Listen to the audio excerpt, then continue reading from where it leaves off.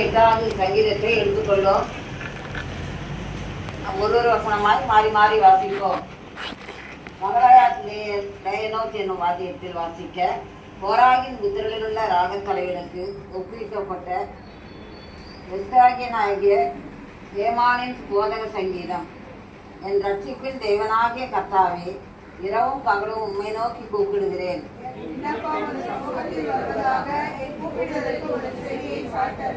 என் ஆத்துமா துக்கத்தால் நிறைந்திருக்கிறது, என் ஜீவன் வாராளத்துக்கு சமயமாய் வந்திருக்கிறது.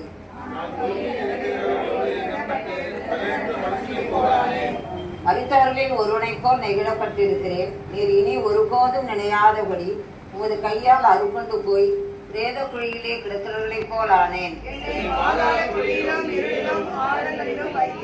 உம்முடைய கோபம் என்னை இருத்துகிறது, உம்முடைய அலைகள் எல்லாவற்றினாலும் என்னை வருத்தப்படுத்துகிறீர்.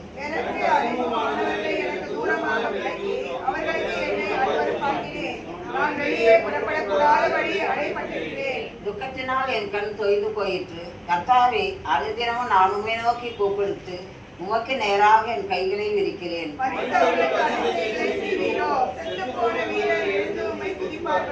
பிரேத குழியில் உமது கிருபையும் அழிவில் உமது உண்மையும் விரிக்கப்படுமோ?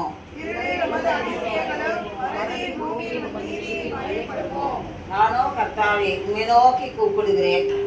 காலையிலே என் விண்ணப்பம் உமக்கு முன்பாக வரும்.